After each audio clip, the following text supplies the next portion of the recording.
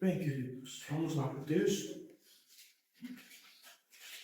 Esses textos são um pouco um desafio, né, para a gente, mas vamos considerar aqui que se trata de um texto bastante importante, muito relevante, né? Algumas coisas que nós precisamos aqui até pontuar, porque às vezes alguns irmãos, de tanto ouvir o inverso ou não ouvir determinada coisa no seu longo tempo de igreja, acaba até quando a gente fala certa coisa, assim, se armando com relação a alguma situação, tá? Mas eu quero pontuar logo, até para esquentar um pouquinho aqui, é o verso 18 do capítulo 22. Verso 18.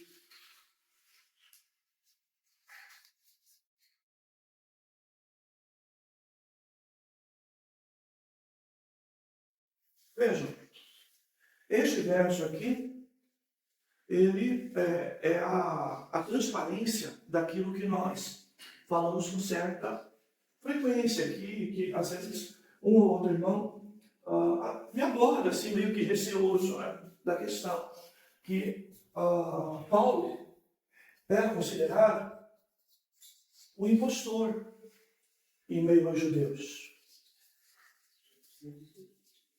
Tá? E está aqui o versículo que fala sobre isso. Verso 18. Não sei se vocês entendem aí.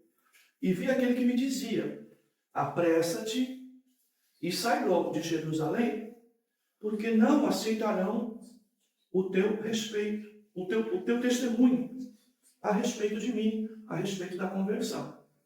Tá, queridos? Então, esta ênfase aqui. Então, a voz, não é? Ecoa, dizendo então para que Paulo saia rápido de Jerusalém. Por quê? Porque o testemunho que ele ia dar sobre sua conversão na pessoa de Jesus não ia ser aceito, não ia ser recebido. E por isso tanta perseguição dos judeus a Paulo, como temos visto nas muitas aulas aqui, tá, queridos? Então, esta é uma realidade. Eles entendiam e viam que Paulo era um impostor, ou seja, o testemunho que ele dava não era verdadeiro. Aquilo que ele falava a respeito do encontro que teve com Jesus era falso. E por conta disso, ele dava esse testemunho porque tinha uma segunda intenção, tá? E a segunda intenção, o que era? Continuar o trabalho que ele já vinha fazendo antes da conversão, que era perseguir e autorizar a morte de cristãos por conta, não é, do Evangelho de Jesus Cristo. Aí, então, entendiam que ele, na verdade, se infiltrava em meio aos judeus para, então, pegar os judeus e, então, continuar o trabalho que ele já vinha fazendo. Perseguição, espólio e até morte.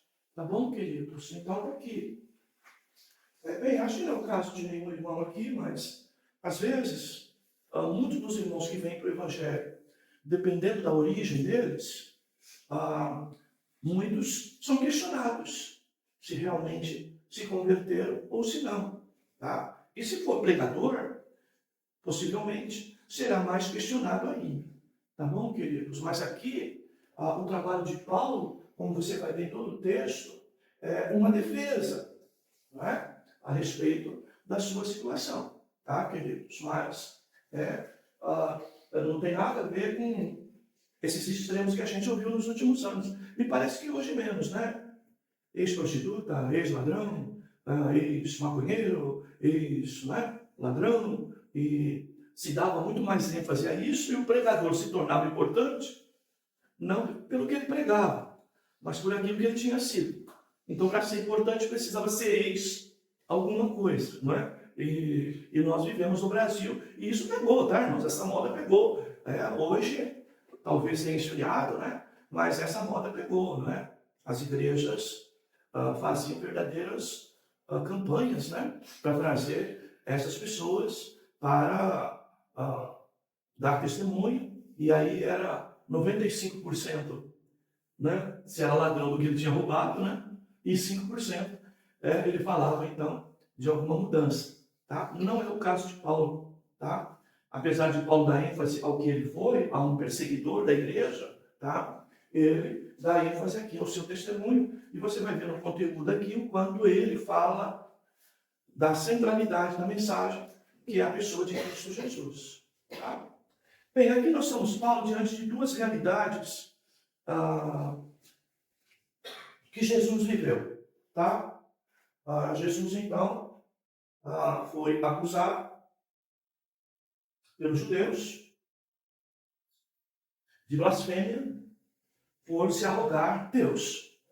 Tá? Então, Jesus foi acusado pelos judeus, por conta disso. Tá? E qualquer um que se julgava, não é, ser Deus, ok, era digno de morte, segundo a lei judaica. E Jesus, então, foi condenado pelos judeus, que a gente chama de condenação religiosa, por conta dessa realidade. E Jesus, então, ele também é acusado pelos romanos, ok? Porque o povo arrogava que ele era rei. Por isso a plaquinha lá, eis aqui, rei dos judeus, na sua crucificação. Então Jesus também é acusado politicamente, porque rei só existia César.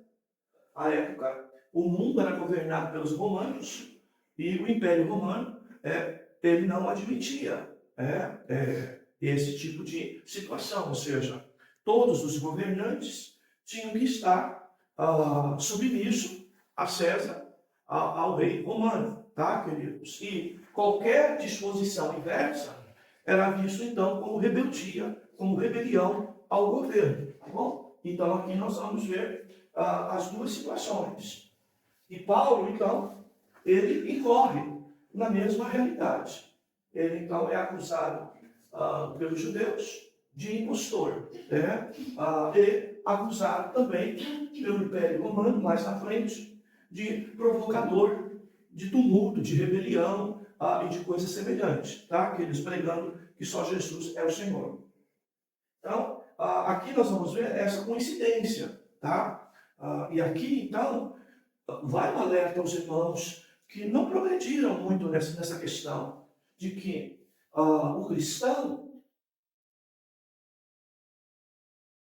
por ser cristão, ele pode ter problema com os religiosos na representação dos judeus. E os cristãos também podem ter problemas, tá, com o governo, tá, na condição, tá, de que o próprio Jesus e o próprio Paulo mostram aqui. Tá, amados? Então, nós precisamos entender que nos dois casos, tanto os judeus aqui, eles usam a lei, e aqui os romanos vão usar a lei também para condenar Paulo, não é? Nos dois casos, nós precisamos entender que nós, ao anunciar Cristo segundo as Escrituras, nós poderemos ter essas duas situações. Tá? Então, alguns irmãos, ainda um pouco atrasados na compreensão disso, entendem de que o crente, ele deve pregar o Evangelho, que ele deve viver o Evangelho, e que nós não vamos nem aí para as leis que são emitidas, tá? pelas cobranças que eventualmente o governo pode fazer de acordo com as suas instituições. Tá? Mas isso é um problema sério, tá, queridos? Nós temos que lembrar de Mateus 5. Nós somos chamados para ser sal e luz deste mundo. Tá? E como que o sal vai salgar e como a luz vai iluminar? A Bíblia diz, se perder essa objetividade, tanto o sal como a luz não serve para nada. É mais ou menos que uma lâmpada dentro de casa que está queimada. Você vai no interruptor, aciona ela.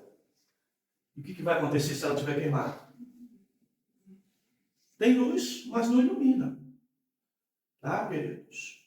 O sal é a mesma coisa. Se ele perder a sua capacidade, não é? De dar o tempero, ok? Ele também não vai servir para nada. Tá? Na época, ele era jogado mais sobre o asfalto com neve, para que o sal, então, desfizesse a neve para que as pessoas pudessem caminhar. Por isso que diz que, né, se não salgar, só serve para os homens pisarem.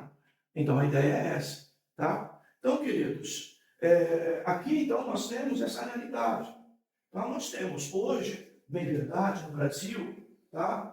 Uma linha de igreja que tem exercido uma tal militância política fora dos padrões bíblicos. Pega algumas coisas boas, tá? Algumas até distorce, outras, né, usa adequadamente para encobrir os seus desejos. E que desejos são esses da igreja presente?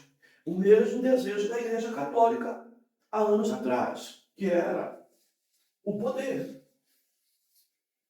Tá? Então, a igreja católica já exerceu poder de governo no mundo inteiro. As suas decisões, tá, eram as decisões definitivas e da mais alta corte no mundo da época. Tá? E aqui nós temos que entender que a igreja, como o próprio Jesus falou, o meu reino não é deste mundo. E aí nós temos uma igreja hoje que quer fazer, né, deste mundo o seu reino. E isso está totalmente contrário às Escrituras, que é a própria situação dos judeus. A gente tem que olhar para os judeus como pessoas que carecem da misericórdia de Deus, da graça de Deus. Tá? Porque debaixo de toda essa pompa de que eles são o povo de Deus, tá? Estão morrendo os judeus, estão indo para o inferno. Porque não reconhecem a pessoa de Jesus como Salvador. Tá? E isso não é falado nesse meio. Tá? Só é falado de nação que progrediu, de nação que tem progresso, né? De nação que tem um certo padrão moral. Mas no inferno, irmãos, nós vamos encontrar muitas pessoas com alto padrão de moralidade. Porque o que leva para lá, irmãos, não é o certo ou errado. O que leva para lá é a fé na pessoa de Jesus Cristo. Se eu não tiver, eu vou para o inferno. Porque a Bíblia dá testemunho de nós, dizendo que não há nenhum justo. Tá? Ninguém pode salvar a si mesmo com suas práticas. É lógico, eu repito o que temos dito com frequência. Nós somos salvos para andar nas boas obras. Certo? Então ninguém pode permanecer no erro, fazendo errado, porque é a graça que ele salva. Porque a graça nos salvou, nos alcançou e transforma as nossas vidas. Mas, como diz os irmãos da patrística teológica, se você vê alguma coisa de boa em mim, é Jesus. E se você vê alguma coisa ruim, sou eu mesmo. Né? Então, essas coisas que a gente precisa considerar. Agora, é lógico, queridos, que nós, como evangélicos, estamos deixando o Brasil, por exemplo, cair na mão, tá, de pessoas que defendem aquilo que a Bíblia condena. Por exemplo, vou dar um que se tornou moda na igreja evangélica. O divórcio. O divórcio no Brasil e no mundo já foi crime. Tá? Você sabe de quem é a lei no Brasil, né? Benedita da Silva, a bonitinha do PT. É ela que transformou isso, tá? Em algo que não se tem mais nenhum prejuízo. Por um tempo, se divorciava, se tinha uma casa, e se fosse por traição, por exemplo, por infidelidade conjugal, se perdia a propriedade aquele que infringiu.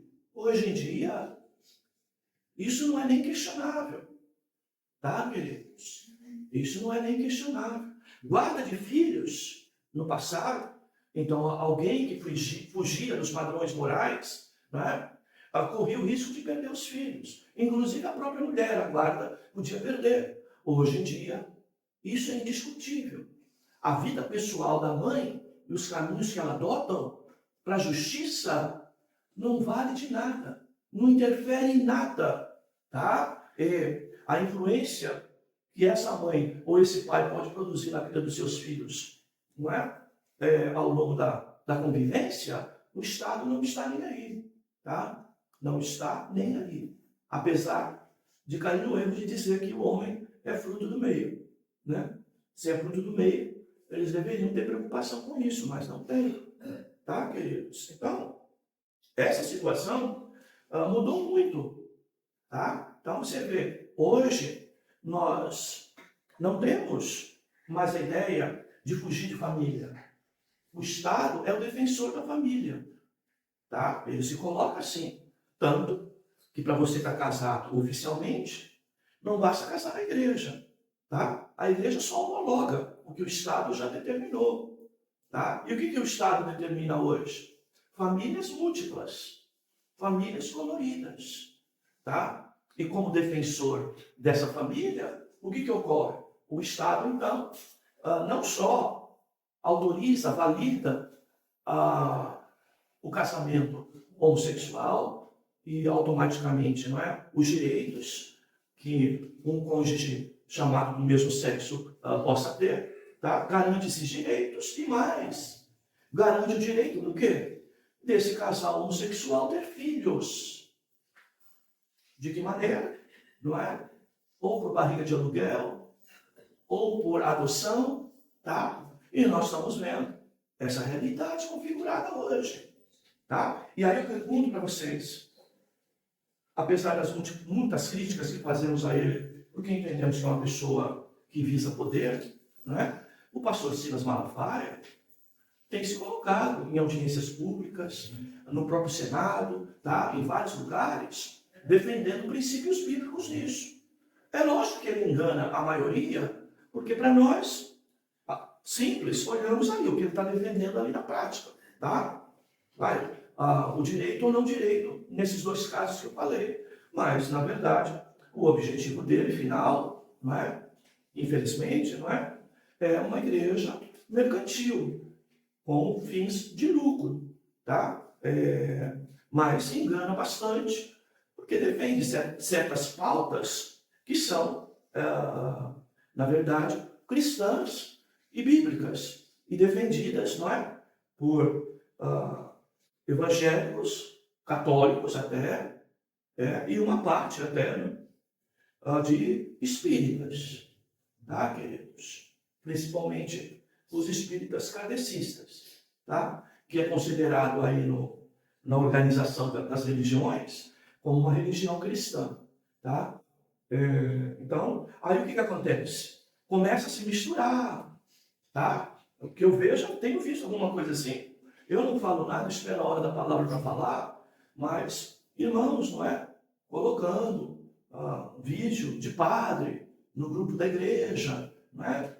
Colocando matéria católica na igreja, no grupo da igreja. E aí eu fico me perguntando, será que esse irmão que coloca isso, ele tem discernimento para saber, tá, das coisas, tá, irmãos? A ponto de fazer isso e não misturar, inclusive, a sua fé com o modelo deturpado da própria Igreja Católica, tá? Então, é complicado, tá? Seria oportuno, mesmo que seja uma boa colocação, que a gente evitasse. Por quê? Porque nós vamos dando asas para semelhanças, tá? Se tornarem modelo de fé única para nós. Então você vê aí nessas manifestações pró-Bolsonaro que vimos aí nos últimos anos, tá? Você vai ver católicos unidos com evangélicos. Alguns até kardecistas unidos, em prol das mesmas coisas. E o que acontece isso num campo maior de mensagem? Somos iguais, defendemos as mesmas coisas, tá? E isso aí o que é? É viver ecumenismo. Aquilo que nos separa não é maior do que aquilo que nos une, tá? E evangelho, eu repito, é singular. E nós não podemos entrar nessa. E se entrarmos, temos discernimento das coisas, tá, amados? Porque senão a gente acaba se misturando com coisas em que nós estamos acomodando a mensagem do Evangelho, tá, queridos? É que nem esse negócio de velório aí. Vai pro velório, tem família que é evangélica, outra é TJ, outra é mormon, outro da família é católico, outro é espírita.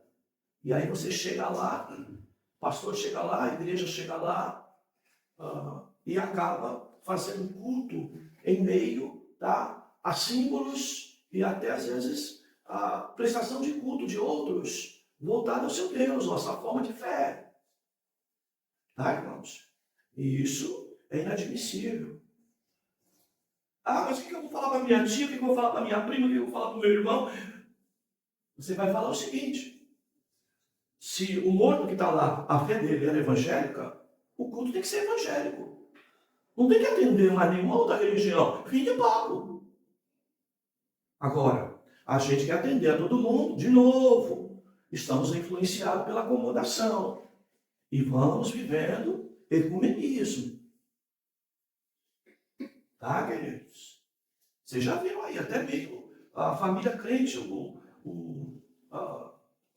a pessoa lá, o morto crente, entendeu? Mas eu já sabia que havia pregador de todo tipo de evangelho. Eu caí fora, irmãos. Eu presto minha solidariedade como ser humano, até como pastor, no particular, e vou embora. Não vou participar disso. Tá? E é espinhoso, porque você vai sentar no banco dos réus. E aí vem a pergunta: está disposto a sentar por amor a Cristo? Ou por amor ao parente, para não ficar de mal com ninguém? Você senta no banco da acomodação. É essa a realidade. Não é tarefa fácil. Irmão, se crente meia boca, tá cheio, querido. Não sei se é o teu caso. Nem sei se é o meu. Mas é um fato. Nós estamos aproveitando os benefícios do Evangelho. Mas aquilo que o Evangelho cobra, nós não estamos afim. Lembra? Se você não for capaz de negar pai, mãe, filho, irmão, irmã, por amor de mim, você não é digno de mim. Ah, então você que me olha assustado aí, é o que está escrito. Não. Então, meus amados, é dureza. E quando eu digo que a gente, o evangelho de hoje é um ajuntamento de interesseiros, né? Infelizmente. O pastor interessado no dízimo e na oferta, né? Os irmãos interessados até em dizimar e ofertar, imaginando que é dando que se recebe, então eu vou, não é, contribuir para Deus me dar uma prosperidade bastante grande. E quando não dá, depois vem usar o Código de Defesa ao Consumidor, não é? Não vem usar a Bíblia, não. Use o Código de Defesa ao Consumidor, porque é pastor vendendo e a igreja comprando. Essa é a verdade. Tá, queridos? Então vejam, essa realidade de Paulo aqui, ela pode acontecer conosco. Cada dia mais aumenta as informações aí de que nós seremos presos pregando a palavra. Palavras como essa da introdução dessa aula. Tá? Então, a aula como essa pode nos levar à cadeia, à prisão. Por quê? Porque a lei do nosso país está totalmente contrária àquilo que nós cremos na palavra. E é o que Paulo está vivendo aqui.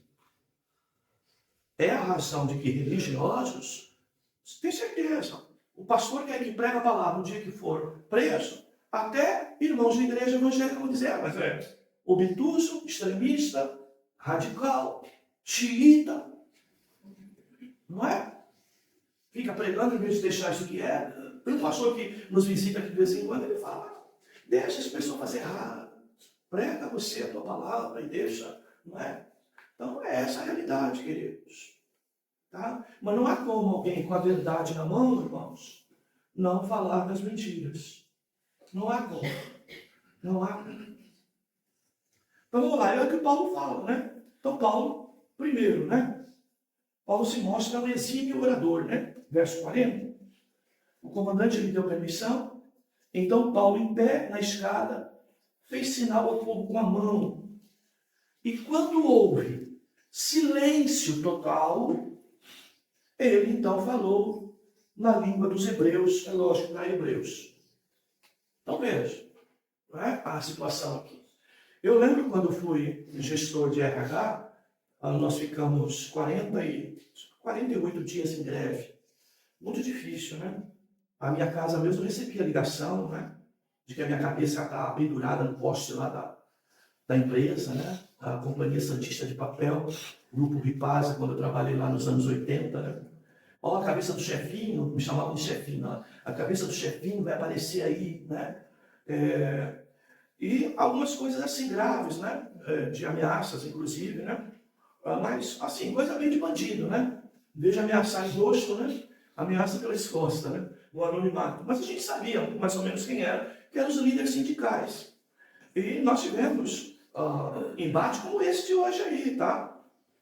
A discussão do fim da escala 6x1, porque a nossa Constituição, ela exige 44 horas. Mas muitas empresas grandes, tá? A convenção coletiva já tinha reduzido isso para 40 horas, né? 36 horas, como era o pessoal de produção lá da fábrica que eu trabalhava, não é? Nos anos 80, já se tinha reduzido o carga horária, né? É que hoje, em muitos lugares, não é? Se usa os 44 horas semanais, que está na Constituição de 88, né? Bem, queridos, e nós ficamos 40 e poucos dias, não é? E o meu gerente, não é? Em várias situações, tentando levar uma contraproposta da empresa, e ele não conseguia simplesmente falar, não é? Falava misturado no meio da grande bagunça que sindicalista sabe fazer, faz bastante barulho mesmo, não é? E aí voltava, né? Aí por último, não é? Chegou uma informação, olha, se o chefinho lá, o Luiz, for falar, eles vão ouvir, né? A proposta. Não sei se vão aceitar, mas vão pelo menos ouvir. E eu fui lá, né? Aí eu fui lá, as pernas tremendo, lógico, né? Já saía da portaria da fábrica até o ônibus acompanhado de policial. E aí, então, entrei naquela palestra, né? Lá no centro do sindicato. Mas tinha de tudo. Tinha neguinho fumando cigarro, aquela fumaça toda dentro do auditório, neguinho gritando, assobiando, outro chutando cadeira, não é? Tinha de tudo, entendeu? Eu cheguei, não é? E fui para a tribuna, né? Cheguei na tribuna, então, fiquei parado, olhando para todo mundo, e todo mundo me olhando. Mas não abri minha boca, entendeu? Esperei ouvir o som de um mosquito passando. E aí comecei a falar.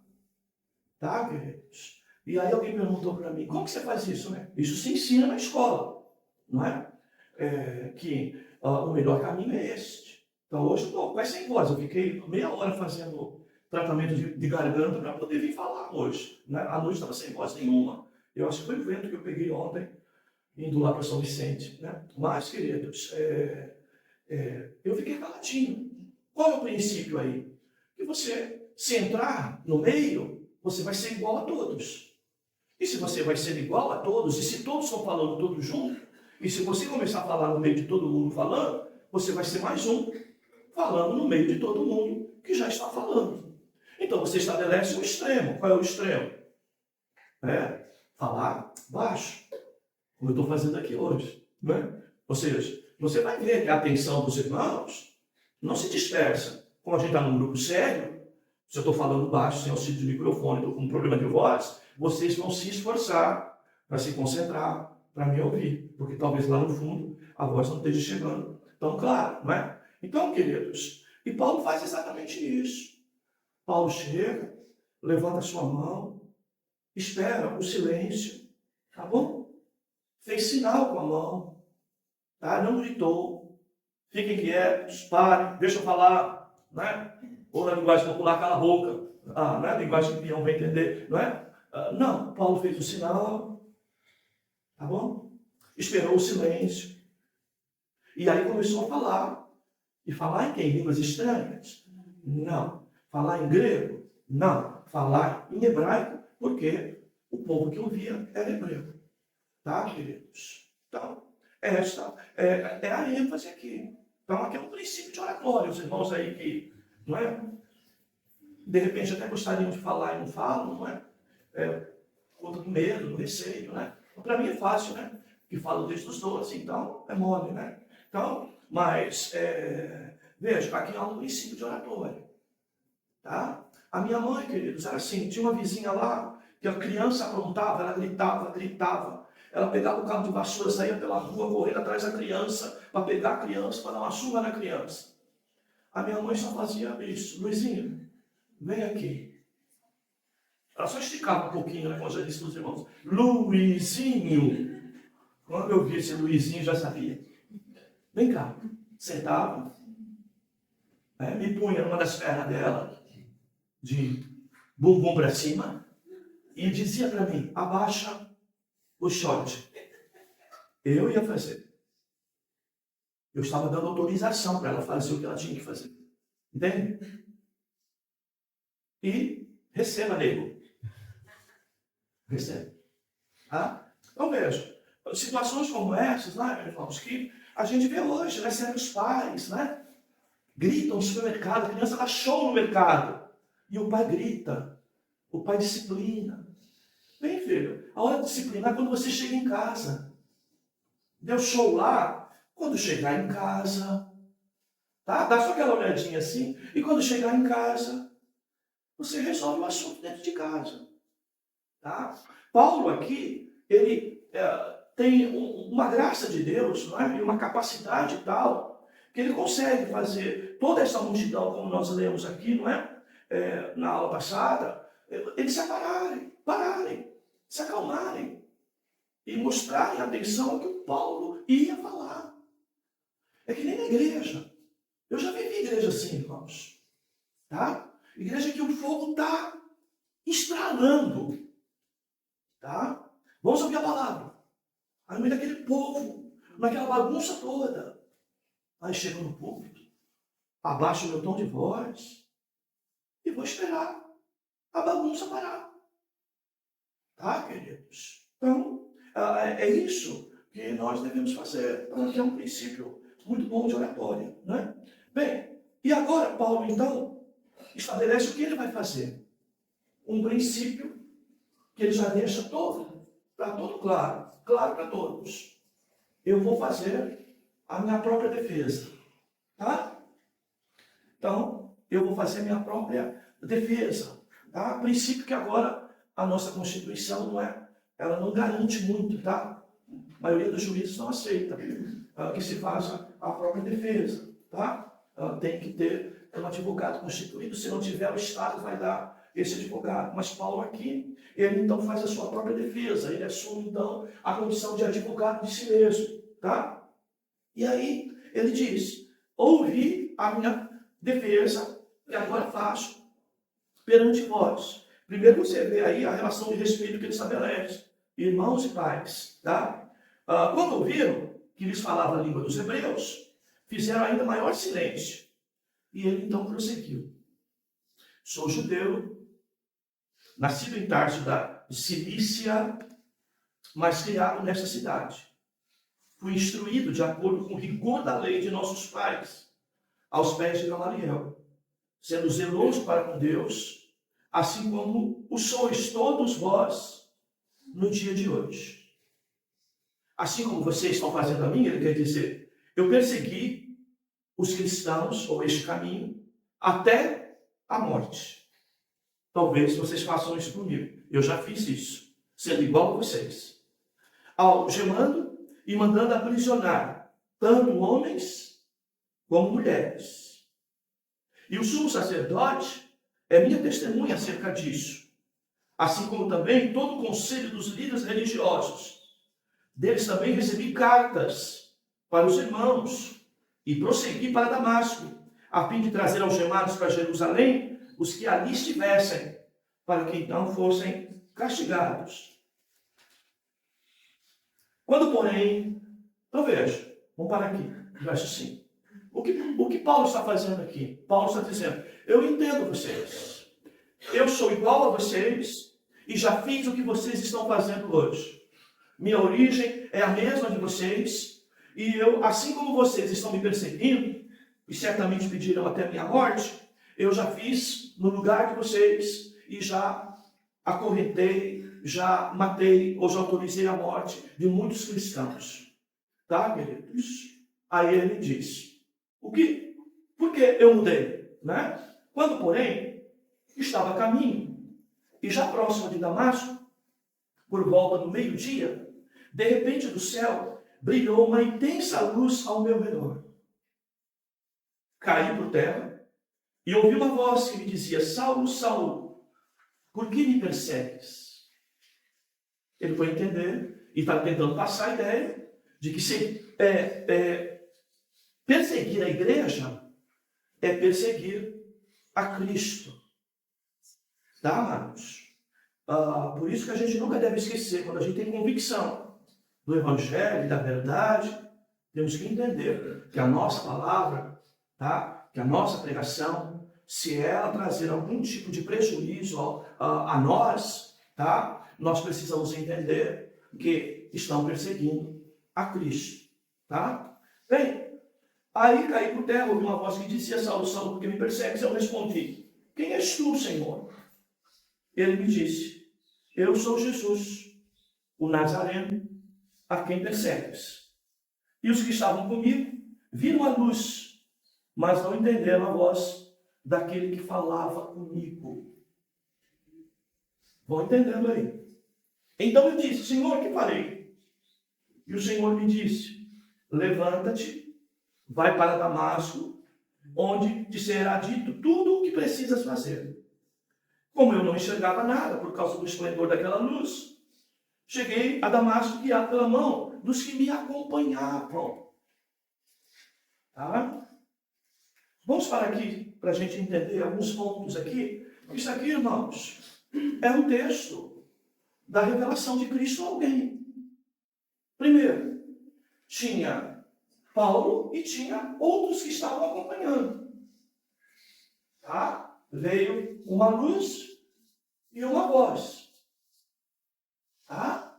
A luz, os demais até perceberam, mas não tiveram a reação que a mesma luz teve na vida de Paulo. Paulo, por conta da luz, ficou cego. Todos que estavam junto com ele, apesar de ver o esplendor, não tiveram nenhum problema nos olhos. Paulo ficou cego. Há uma voz.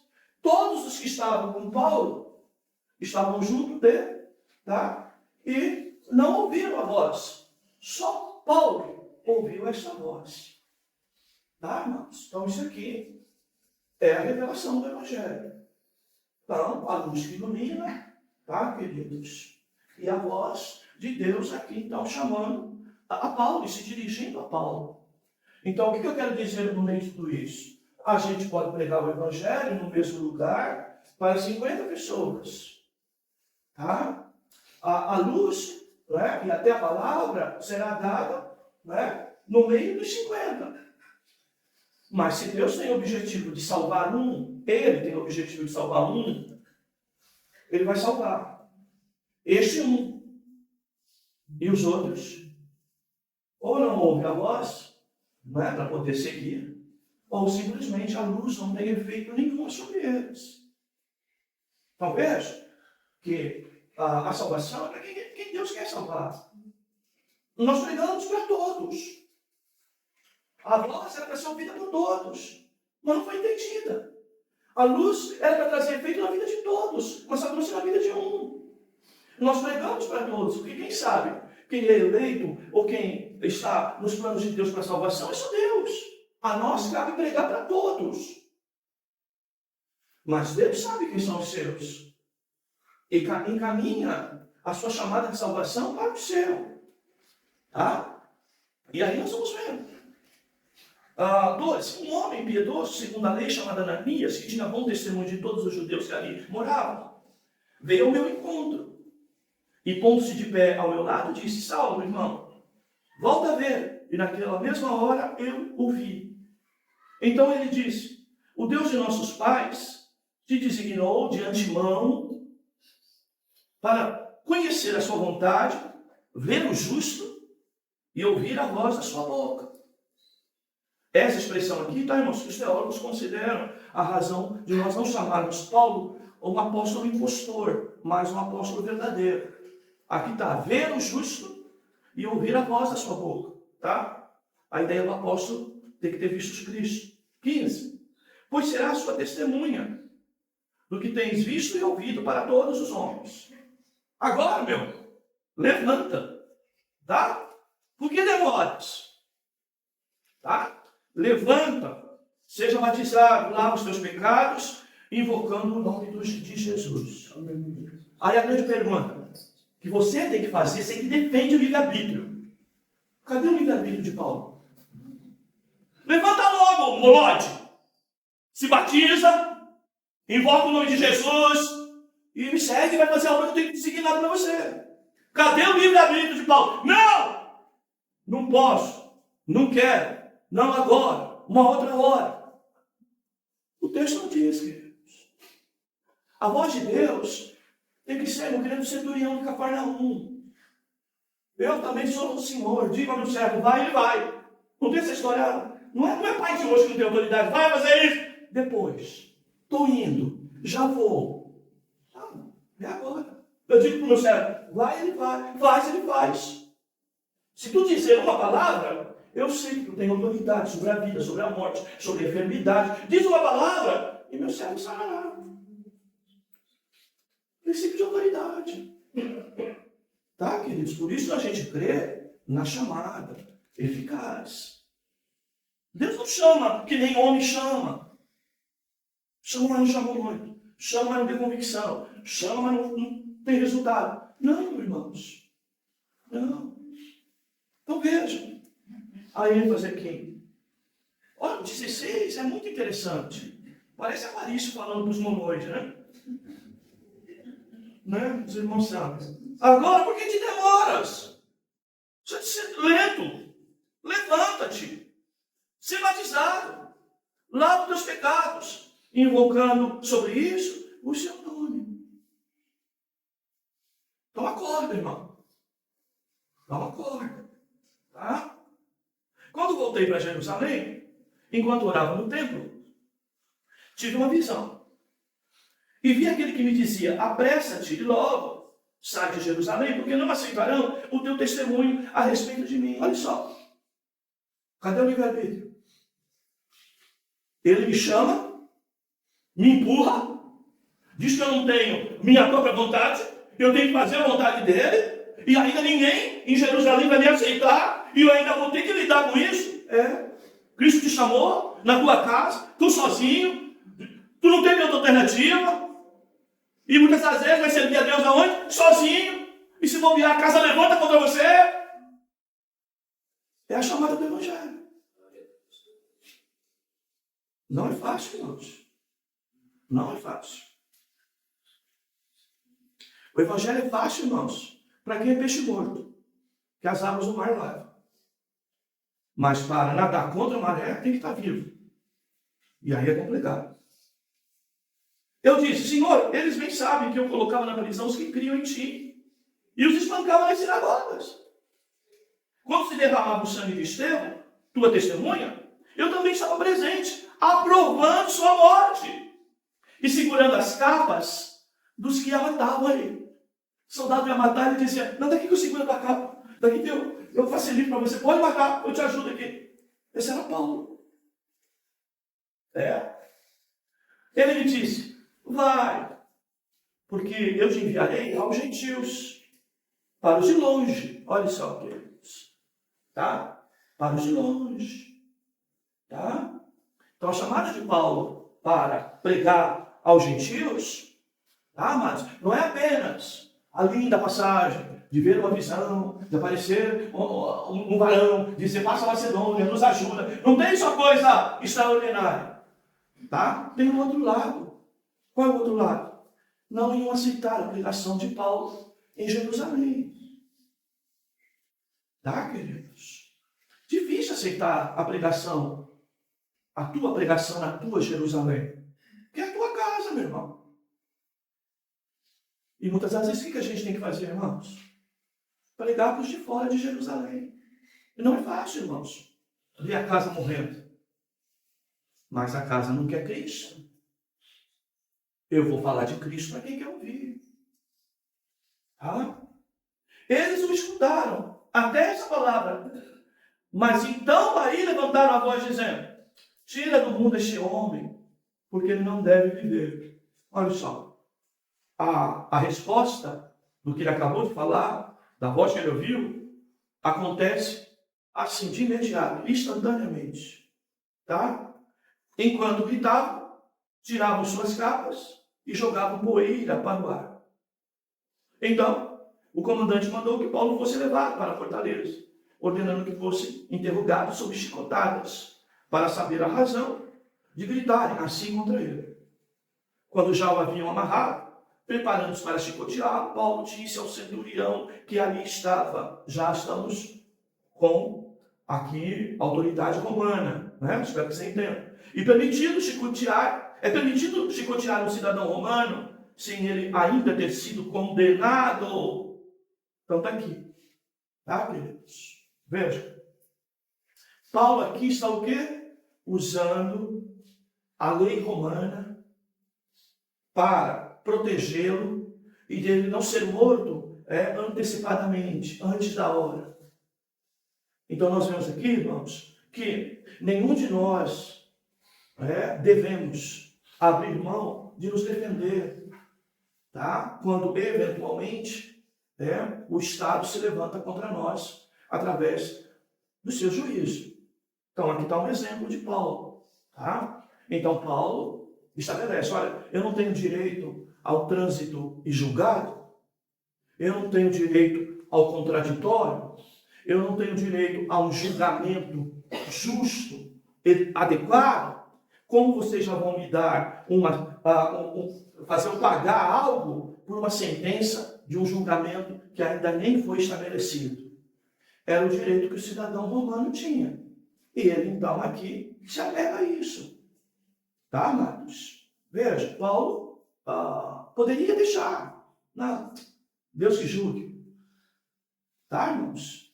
A gente precisa ter aqui a cautela e o cuidado de entender. Se Deus deixou médicos, vamos no médico. Se tem remédio para tomar, vamos tomar remédio. Mas a gente não deixa de crer em Deus. Tá? Não é porque tomamos o remédio e vamos ao médico que deixamos de crer que Deus possa nos curar.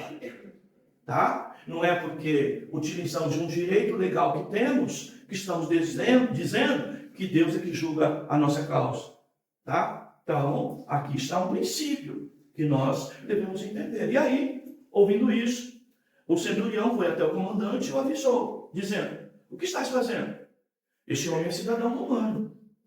Tá? Então o comandante veio e lhe perguntou: dize-me, tu és cidadão romano? Ele respondeu: sou. E disse o comandante: eu paguei uma grande soma de dinheiro para adquirir esse direito de cidadão. Paulo disse: eu não paguei nada, eu sou com direito de nascimento. Então, aqueles que estavam para interrogá-lo recuaram de imediato.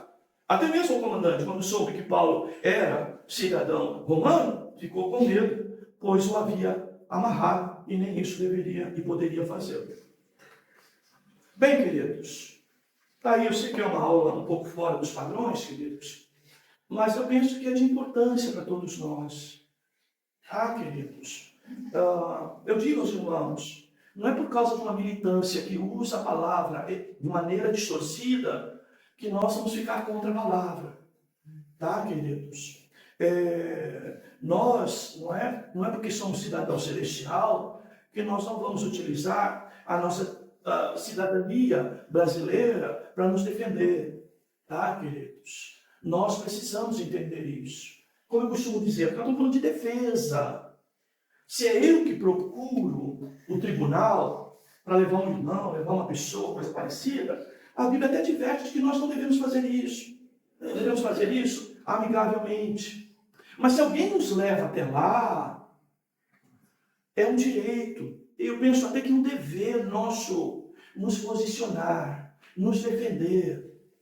Tá, irmãos? Porque, infelizmente, tá, queridos, na boca de muitos, apesar que isso não tem validade jurídica, mas isso não pode contar contra o réu, que vai ouvir até a palavra lá no dia do julgamento que você pode usar o seu direito de ficar em silêncio. E não é porque você está em silêncio que em silêncio você está admitindo o que está errado, não é?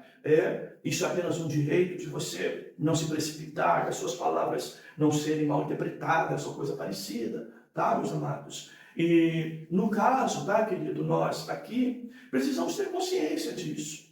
A Bíblia não aconselha que a gente leve alguém, tá, ao juízo, principalmente se for irmão, principalmente se for da mesma congregação, tá? Por isso que eu nem gosto muito de negócios entre irmãos da igreja. Às vezes as coisas se tornam perigosas, tem que ter muita maturidade, às vezes até na nossa convivência, tá, queridos? Para a gente não trazer problema espiritual por conta de demandas da vida cotidiana, né? Mas a gente deve evitar de levar o irmão a juízo, mas em qualquer circunstância, seja um irmão ou seja um não irmão, como é o caso aqui, que nos leva, o direito de defesa deve ser exercido por todos nós. Tá, queridos? Espero que a gente tenha sido claro para os irmãos poderem, não é? Também terem, assim, posicionamento adequado dentro de um assunto assim bastante... se a gente não está vivendo isso, tranquilo. Mas quando se vive, né, irmãos, é complicado. Advogado, justiça é complicado. E a gente geralmente só procura quando está no desespero, né? Então, é complicado. Deus abençoe os irmãos, dê graça aos irmãos. Vamos orar? Agradecidos a Deus.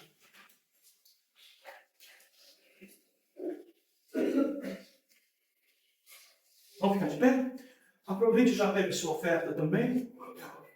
Aquilo que você separou para ajudar na obra de Deus.